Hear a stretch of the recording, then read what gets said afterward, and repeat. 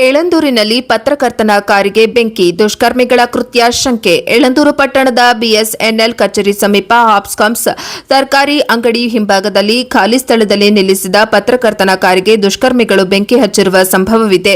ಶನಿವಾರ ಮಧ್ಯರಾತ್ರಿ 11:50 ವೇಳೆಯಲ್ಲಿ ನಡೆದಿರುವ ಘಟನೆ ತಾಲೂಕಿನ ಮದ್ದೂರು ಗ್ರಾಮದ ಪುರುಷೋತ್ತಮ್ ಎಂಬುವರಿಗೆ ಸೇರಿದ ಕೆಎ 22 M7604 ನೋಂದಣಿಯ ವ್ಯಾಗನ್ ಆರ್ ಕಾರ್ ಮುಂಭಾಗದಲ್ಲಿ ಅರ್ಧ ಭಾಗ ಸುಟ್ಟು ಕರಕಲಾಗಿದೆ. ಬೆಂಕಿಯ ಹೊಗೆಯು ಸುತ್ತಮುತ್ತಲಿನ ಪ್ರದೇಶಕ್ಕೆ ಹೋಗುವುದನ್ನು ಅಕ್ಕಪಕ್ಕದ ನಿವಾಸಿಗಳು ಗಮನಿಸಿ ತಕ್ಷಣ ಸ್ಥಳಕ್ಕೆ ಆಗಮಿಸಿ ನೀರು ಹಾಕಿ ನಂದಿಸಿದ್ದಾರೆ. ಜೊತೆಗೆ ಪಟ್ಟಣದ ಪ್ರದೇಶ ಬಸ್ ನಿಲ್ದಾಣದ ಸಮೀಪ ಹಾಗೂ ಪಟ್ಟಣದ ಹೃದಯ ಭಾಗದಲ್ಲಿ ಈ ರೀತಿಯ ಘಟನೆ ನಡೆದಿರುವುದು ರಾತ್ರಿ ವೇಳೆ ಪೊಲೀಸರು ಎಷ್ಟರ ಮಟ್ಟಿಗೆ ಗಸ್ತಿನ ವೈಫಲ್ಯಕ್ಕೆ ನಡೆಸುತ್ತಾರೆ ಎಂಬುದನ್ನು ಎತ್ತಿ ತೋರಿಸುವುದಕ್ಕೆ ಸಾಕ್ಷಿಯಾಗಿದೆ.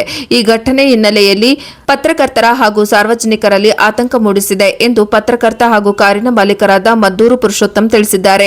ಈ ಘಟನೆ 112ಗೆ ಮೊಬೈಲ್ ಮೂಲಕ ಕರೆ ಮಾಡಿ ತಿಳಿಸಿ ನಂತರ ಪೊಲೀಸ್ ಸಿಬ್ಬಂದಿಗಳು ಭೇಟಿ ನೀಡಿ ಪರಿಶೀಲಿಸಿದ್ದಾರೆ. ಈ ಬಗ್ಗೆ ದೂರು ನೀಡಿ ಮುಂದಿನ ಕ್ರಮ ವಹಿಸಿದ್ದಾರೆ. ವರದಿ Puttaswamy Honnur, ಪ್ರಜಾಪವ TV news, Yelandur.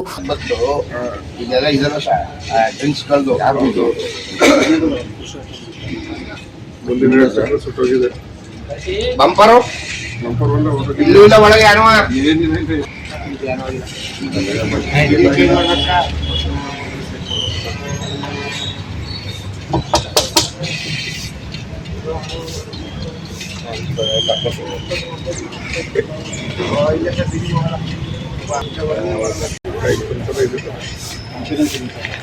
Insurance ಇಲ್ಲ.